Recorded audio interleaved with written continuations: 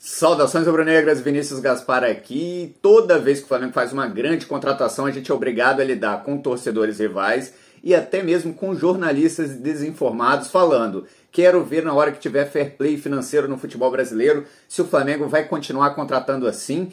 E é por isso que no vídeo de hoje eu resolvi trazer para vocês como funciona de verdade o fair play financeiro na Europa, como ele pode ser adaptado ao Brasil, porque do jeito que ele funciona na Europa, ele não funcionaria aqui. Eu vou explicar por que no decorrer do vídeo. Vou fazer uma comparação da situação do Flamengo com a situação dos outros 4 grandes clubes de folha salarial mais caras do Brasil no futebol hoje. E aí, quais são esses 4 clubes? Palmeiras, Atlético Mineiro, Corinthians e São Paulo, que são as atuais maiores folhas salariais, e a gente vai fazer uma comparação e vai ver quem está melhor e quem está pior, caso esse fair play financeiro fosse adaptado, claro, e implantado no futebol brasileiro já em 2022, e aí a gente vai ver se esses torcedores e esses jornalistas têm razão ou não. Mas antes, deixa eu te fazer aquele pedido clássico: se você é rubro-negro, gosta desse tipo de conteúdo, tem que ser flamenguista. Já se inscreve aqui no canal, aciona o sininho para receber em primeira mão os conteúdos que a gente traz por aqui e já dá um curtir nesse vídeo, que aí você faz com que ele chegue para mais pessoas, você me ajude a produzir, continuar produzindo aí esse conteúdo. Para começar, eu preciso fazer uma explicação básica de como o fair play financeiro funciona na Europa. Eu vou utilizar o modelo espanhol, que é um modelo mais rígido. O modelo espanhol trabalha de forma até preventiva para que os clubes não cheguem a um momento de falir mesmo, de ter que fechar as portas, porque não tem liquidez, não consegue pagar mais as suas contas, não consegue nem parcelando, jogando a dívida para frente, fazer com que o clube continue girando. Situação muito semelhante com muitos clubes brasileiros. Então, o que acontece na Espanha? A Espanha limitou a folha salarial de cada clube a 70% do orçamento anual. Então, se um clube ele arrecada 1 bilhão de reais aí no caso lá euro, mas vamos fazer o exemplo aqui com reais. Se ele arrecada 1 bilhão de reais por temporada, ele só pode gastar até 700 milhões em folha salarial e investimento no futebol. Então essa é a conta básica. Os clubes só podem gastar 70%, os outros 30% servem como margem de manobra para o clube caso passe por momentos de dificuldade, caso tenha que fazer novos investimentos em outras áreas, logística, enfim, ou de repente passe por alguns problemas, intempéries aí nas próximas temporadas. Por exemplo, o que aconteceu agora na pandemia, e por aí vai. Então esse é um mecanismo de defesa espanhol, é o fair play financeiro na sua base mais clara, que é evitar com que o clube chegue a algum momento em ponto de insolvência, ter que ter mais dívidas do que é possível pagar. A gente já viu vários clubes espanhóis faliram aí nesse meio tempo. Porque ele não funcionaria aqui no Brasil exatamente como ele funciona lá. Porque eles deixam de fora a venda de jogadores, já que eles não são um mercado exportador. Os clubes, eles não bancam a ideia do seu futebol a partir de venda de jogadores. Na verdade, a categoria de base deles é muito mais para fornecer ao time principal do que propriamente para vender atletas. Isso é uma cultura aqui da América do Sul. Errada? Não, faz parte do negócio aqui, a gente tem essa percepção, e também por causa da questão financeira, da moeda, do poder de compra de cada moeda. Então é mais fácil para eles virem aqui comprar do que para a gente, de repente, lá na categoria de base lá do Real Madrid, do Barcelona ou de qualquer outro time, e fazer contratação de jovens jogadores. Então eles não levam isso em consideração, e aqui no futebol brasileiro a gente precisa levar, já que a venda de jogadores é uma renda relevante aí de cada clube. Não tem clube que se sustente aqui no Brasil sem vender jogadores. Então, essa venda de jogadores, que é uma renda que não é fixa, ou seja, não dá para saber no início do ano exatamente quanto vai se vender de atletas, elas têm que estar presentes no fair play financeiro aqui do Brasil também. Ou os clubes teriam um poder de investimento muito mais baixo do que tem atualmente. Então isso precisaria ser adaptado. Outra coisa que precisa ser adaptado: nenhum clube europeu tem a quantidade de dívida que os clubes brasileiros têm. Então era preciso fazer algum mecanismo de defesa para que os clubes continuem fazendo investimentos, mas que eles tenham a obrigatoriedade de pagar essas dívidas, e a gente vai conversar isso aí no decorrer do vídeo. Mas antes, deixa eu mostrar para vocês aqui, já que a gente falou de receita, de folha salarial e receita, eu vou mostrar as folhas salariais e as receitas desses 5 principais clubes que a gente conversou anteriormente. Então a gente tem o Flamengo com 36 milhões de reais de folha salarial mensal e uma receita anual de 1 bilhão e 330 mil reais. O Palmeiras com uma folha salarial de 32 milhões de reais mensal e uma receita anual de 625 milhões de reais. O Atlético Mineiro com uma folha salarial de 23 milhões de reais e uma receita anual de 471 milhões de reais. Já o Corinthians tem uma folha salarial de 23 milhões de reais, empata com o Atlético Mineiro nesse quesito, mas com uma receita anual de 598 milhões de reais. Já o São Paulo tem 19 milhões de reais de folha salarial, mas uma arrecadação anual de 400 milhões de reais. Bom, vocês viram as folhas salariais, é claro, isso de janeiro de 2022, isso pode alterar com contratações, oscilação do dólar e do euro, tudo isso influencia nesse valor, mas essas são as folhas salariais de janeiro, é para a gente tomar como base para a discussão. E vimos também a receita anual projetada, então também não dá para a gente ter total certeza que essas receitas vão se cumprir, já que tem clubes que são mais realistas nas estimativas de venda de atletas, por exemplo, e tem clubes que meio que sonham, colocam um número irreal só para que a receita pareça que vai terminar no azul. Aí no final do ano a gente vê que ela não se concretiza, já que é impossível fazer a quantidade de vendas que foi previsto aí na estimativa inicial. Então isso é uma estimativa, a gente tem que levar isso em consideração. A gente viu a receita, a gente viu a folha salarial e a receita anual. Vinícius, mas então a folha salarial, por exemplo, a do Flamengo, 36 milhões, está sobrando muito, já que a receita anual passa de 1 bilhão e 330 mil.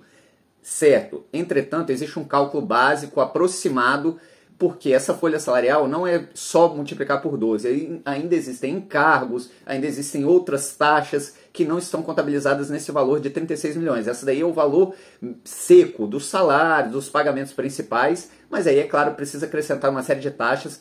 É praxe no mercado acrescentar 30% a esse valor. Então a gente vai voltar para aquela conta, voltar lá para os números, e eu vou acrescentar esses 30% em cada um e mostrar até onde, qual seria o limite de cada um dos times. E aí, voltando para a conta, a gente pega, no caso do Flamengo, os 36 milhões, multiplica por 12, pega o resultado e multiplica por 30% para chegar ao valor anual estimado dentro do valor apresentado para o primeiro mês do ano, para janeiro, esses 36 milhões de reais. E a gente chega a 561 milhões de reais, e o Flamengo, que tem um orçamento anual de 1 bilhão 330 mil, poderia gastar até 702 milhões de reais, ou seja, você vê que tem uma margem muito grande de manobra. Até por isso o Flamengo continua contratando aí outros jogadores. Bom, no caso do Palmeiras, o Palmeiras multiplica por 12 aí os 32 milhões, dá 384 milhões, mais 30%, e chega a 499 milhões de reais o gasto atual do Palmeiras. Ante aos 625 milhões de receita anual, o Palmeiras poderia gastar até 437 milhões de reais para ficar dentro dos 70%. Perceba, o Palmeiras está fora do fair play financeiro. Tá certo que é próximo, ele poderia fazer esse ajuste com uma certa facilidade, mas ele estaria infringindo aí o fair play financeiro caso ele fosse implantado aqui no Brasil. O Corinthians seria 12 vezes os 23 milhões, é o mesmo valor do Atlético Mineiro, que dá 276 milhões, mais 30% dá 358 milhões de reais gastos anual, e ele poderia gastar com essa receita 418 milhões. Então ele está dentro do fair play financeiro, mas existem outros poréns que a gente vai falar daqui a pouco. O Atlético Mineiro, que também chegaria a 358 milhões de gasto anual, poderia gastar, ante a receita anual que tem de 471 milhões de reais, apenas 329 milhões de reais, ou seja, ele estaria fora também. Tá certo que está perto, né, que é 358 para 329, mas ele estaria fora do fair play financeiro e que é utilizado na Europa. E o São Paulo estaria muito distante, apesar de ter a melhor folha salarial aí dos 5 apresentados.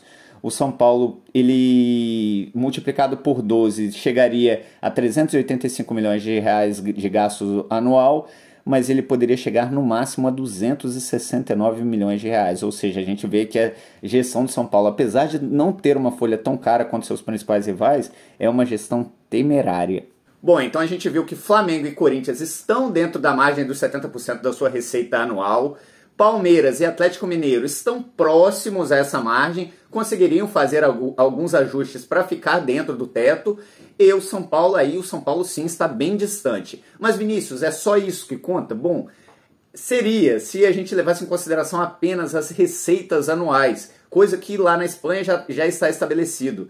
Entretanto, aqui no Brasil, Corinthians deve algo em torno de 1,2 bilhões fora a dívida do estádio. Então existe uma dívida que pode chegar a algo em torno de 2 bilhões de reais. Essa dívida não está muito clara, sempre aparece uma nova variante aí da negociação, a gente não sabe muito bem quanto é a verdadeira dívida do Corinthians. O que se sabe é que, confirmado, mais de 1 bilhão de reais.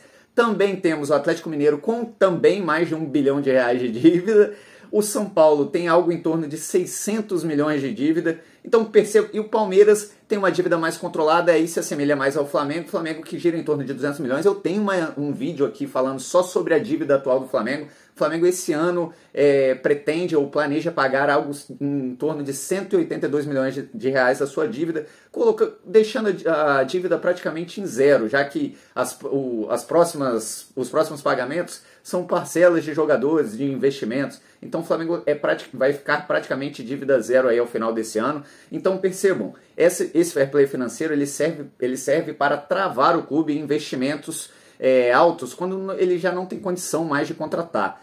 Na verdade, o que teria que acontecer ainda, além disso no Brasil, é que times, e é o que já acontece lá na Espanha, é que times com dívidas muito grandes, ou dívidas 30% do seu orçamento, 40% do seu orçamento, 70%, 60%, 80%, como o Corinthians mais de 100%, como o Atlético Mineiro muito mais de 100% do seu orçamento anual, esses times estariam impossibilitados de contratar. Então o que a gente vê na prática é o Palmeiras conseguindo, com ajustes, teria também que sangrar um pouquinho, competir ainda com o Flamengo, continuar aí montando boas equipes. O Corinthians estaria inapto a contratações, não faria nenhuma contratação antes de conseguir equalizar pelo menos um pouco as suas questões financeiras, e estaria muito difícil disso fazer. Na prática, o Corinthians está insolvente, insolúvel, não consegue mais pagar essa dívida. É preciso fazer mais de 10 anos aí de acerto. Imagina se a gente for colocar essa dívida dividida em 10 anos, daria mais de 120, 140, 150 milhões de reais de pagamento anual. Então o Corinthians precisaria dispor de pelo menos 4 meses de salários do seu elenco só para pagar uma dívida.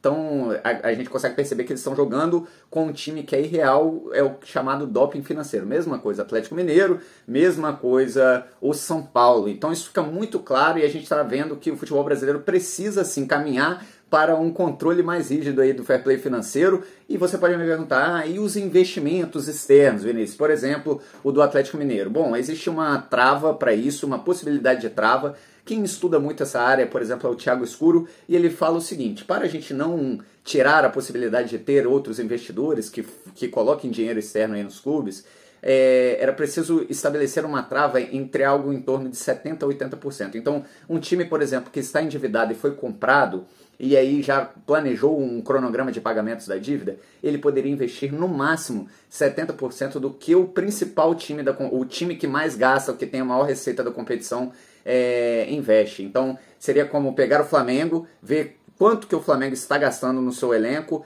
e aí poder gastar no máximo 70% disso. Esse é um mecanismo para fazer com que os times que acabaram de ser comprados tenham sim poder de investimento, mas que também não cause uma disruptura do curso natural das competições. Imagina, porque senão daqui a pouco vai chegar um sheik com um patrimônio em torno de 10 bilhões, 20 bilhões, e existem pessoas assim no mundo, e vai comprar um time que, aliás, isso já acontece no Brasil, a gente sabe, o Bragantino era um time que disputava nenhuma divisão, e agora está disputando aí Libertadores, zona de Libertadores e por aí vai. Então existem vários subterfúgios para fazer com que o fair play funcione aqui no Brasil, e ele seria muito bom para o Flamengo, ao contrário do que torcedores e jornalistas das equipes rivais querem nos fazer acreditar. Bom, esse foi o vídeo agora, espero que vocês tenham gostado. Se gostou, deixa o seu like, aciona o sininho para receber em primeira mão, se inscreve e aciona o sininho para receber em primeira mão os conteúdos que a gente traz por aqui. Valeu!